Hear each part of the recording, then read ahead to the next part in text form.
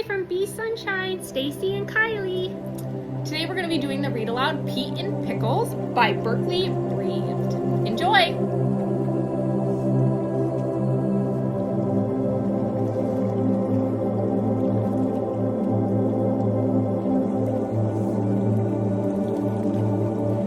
Pete was a perfectly predictable pig.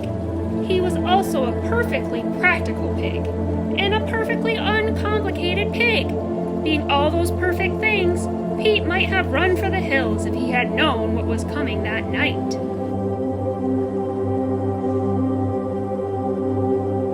The storm arrived first. Pete got the evening's fun off early and went to bed to get the nightmare out of the way. The same terrifying, watery nightmare all pigs dream during stormy nights. For pigs are known for only doing one thing well in water. Drowning! And that is exactly what Pete dreamt he was doing when a sudden sound woke him.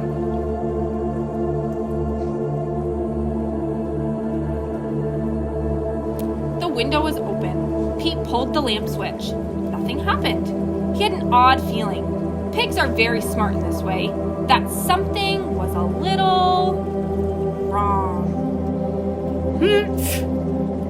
Pete was suddenly grabbed. Hugged, really, by a wet nose, at the other end of which was a wet elephant? The beast whispered, "Shh." She said nothing else, but her eyes spoke clearly. "Help me!" Then, a knock at the door. A clown asked Pete if he'd seen any sign of an escaped elephant named Pickles. "There, under the couch. Look carefully," Pete said, as the circus man led the sad, slumping elephant away. Pete was startled when she looked back at him and smiled. The next morning, Pete was disinfecting his house when he noticed his midnight visitor had left behind a gift. Dandelions. Ridiculous, thought Pete as he scrubbed. That afternoon, Pete took his usual short stroll. He looked down at the evening mist rolling in and saw a circus tent.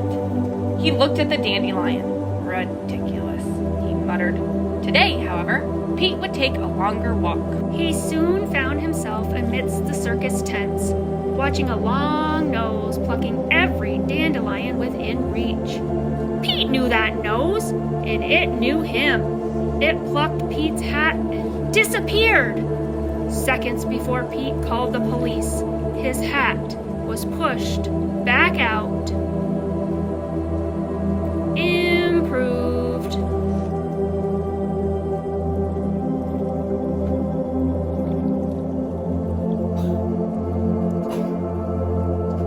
Pete looked in to see Pickles sitting in a very dark corner of a very dark tent, wearing a very locked chain. Pete suddenly, unexpectedly, found himself reaching for the key.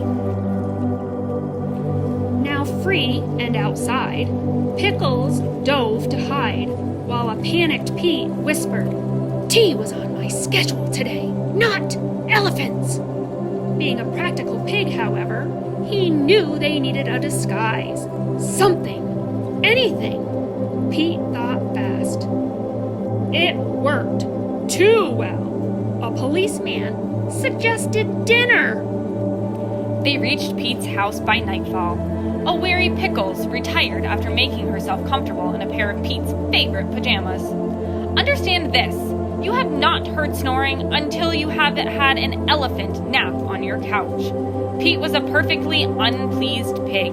Tomorrow, he thought, the big girl leaves.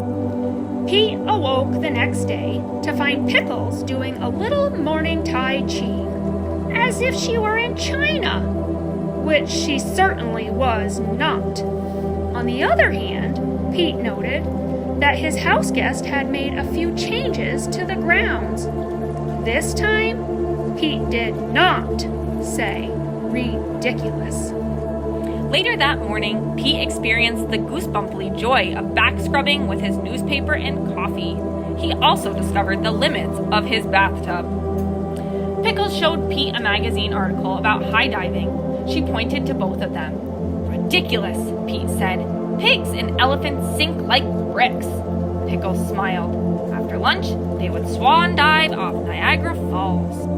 And they did. Sort of. On Tuesday, they sledded down the Matterhorn in Switzerland. Sort of. Pete was learning that Pickles had lots of plans. On Sunday, they went to Tahiti for brunch. Pickles, as always, shared her tropical refreshment with the natives. After Paris, it was on to the lazy canals of Venice. Pete did not know any romantic Italian songs, which did not stop him from singing them. Pickles sniffed a fragrant Venetian lily and shared it with Pete in a manner nicely suited for elephants and pigs. It was when Pete returned home one evening and found ballet tryouts in Moscow, soaring para cows over Tuscany, and house painters on his roof, that his thoughts turned to his earlier life. A less complicated life, thought Pete. Soon after, Pete discovered Pickles getting into things she shouldn't have been in. He snapped. I am a predictable, practical, uncomplicated pig. Or I was before, he yelled. As the shocked Pickles fell back into the bathtub, the last words she remembered hearing were the worst. It's time you probably left. Something broke! A pipe gushed water in a spewing torrent. The house filled while a panicky Pete screamed, Pickles! The mop! Buckets! Sponges! Never mind! Head up for high ground! Pete worried that the high ground would run out, and as a matter of fact...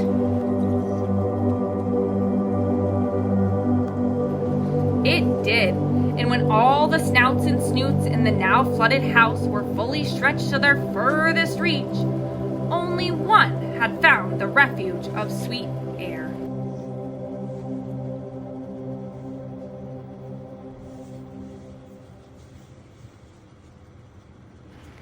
Pete clung tightly to the last open window. He looked back down into the face of one far too heavy to join him, and noticed, once again, as always, a smile. At that terrible moment, what occurred to Pete was not how his life had become so unpredictable, so unpractical, and so completely complicated with Pickles. No, what occurred to Pete was his life without her. That endless night would be the longest of all their great journeys, and when the fireman finally climbed to the window the next morning, he could not believe what he found. He found a very small pig, breathing for a very large elephant, all night, every hour, every minute, every breath shared. When they finally emptied the house, the firemen looked down in puzzlement at the exhausted pair of sleeping friends. They tried but could not pull Pete from the mighty grasp of Pickles. The two slept all day, through the night, and on until morning. When they awoke to pick blueberries on the dandelion moons of Pluto, Pete sang Italian love songs.